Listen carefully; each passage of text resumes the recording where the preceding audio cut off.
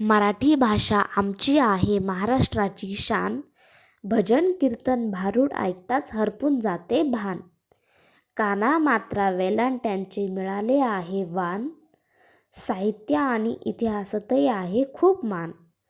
अशा मराठी भाषेचा बाळगा थोडा गर्व.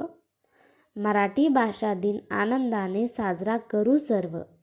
मराठी भाषा दिन आनंदाने साजरा करू सर्व.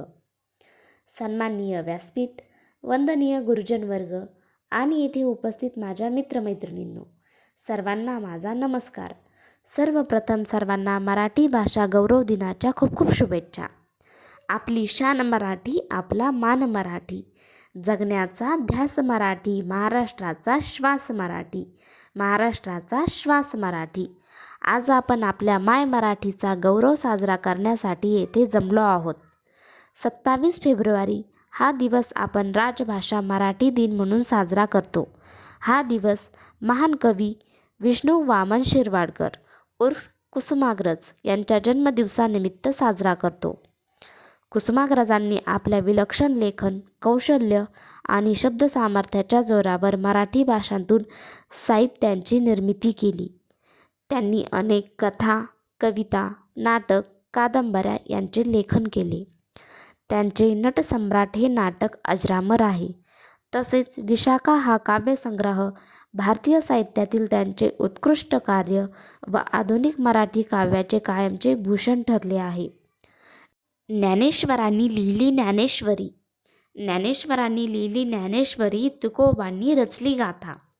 तुकोबांनी रचली गाथा. समृद्ध संपन्न झाली माझी मराठी भाषा. समृद्ध संपन्न झाली माझी मराठी भाषा.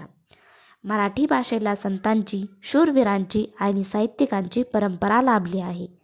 संत ज्ञानेश्वरांनी लिहिलेली भावार्थ दीपिका ज्ञानेश्वरी आजही आपल्या जीवनाला दिशा देते. संत तुकाराम यांच्या अभंगांनी समाजाला भक्ती आणि सदाचाराचा मार्ग दाखवला. तसेच छत्रपती शिवाजी महाराजांनी स्वराज्य उभारताना मराठी भाषेला राजकारभारात मानाचे स्थान दिले. मराठी ही महाराष्ट्राची राजभाषा आहे. ती आपल्या दैनंदिन जीवनात, शाळांमध्ये, न्यायालयात, प्रशासनात आणि साहित्य संस्कृतीत अभिमानाने वापरली जाते. पण आजच्या डिजिटल युगात आपण मराठीचा वापर कमी करत चाललो आहोत. सोशल मीडियावर इंग्रजीचा प्रभाव वाढत चालला असला तरी आपल्या मातृभाषेचा अभिमान जपणे ही आपली जबाबदारी आहे.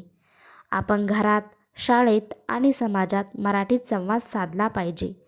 मराठी पुस्तके वाचली पाहिजेत. मराठी चित्रपट आणि नाटकांना प्रोत्साहन दिले पाहिजे. कारण भाषा टिकली तर संस्कृती टिकते. भाषा वाचली तर संस्कृती वाचते. संस्कृती वाचली तर ओळख वाचते. ओळख वाचली तर राष्ट्र उभं राहतं आणि राष्ट्र उभं राहिलं की जग नमतं. मराठीचा अभिमान बाळगूया. मराठीत बोलूया, लिहूया आणि वाचूया. पुढच्या पिढीला मराठीची गोडी लावूया. माय मराठी, साध मराठी, भाषांचा भावार्थ मराठी, बात मराठी, साथ मराठी, जगण्याला या अर्थ मराठी. माय मराठी, साध मराठी, भाषांचा भावार्थ मराठी, बात मराठी, साथ मराठी, जगण्याला या अर्थ मराठी. जय मराठी, जय महाराष्ट्र.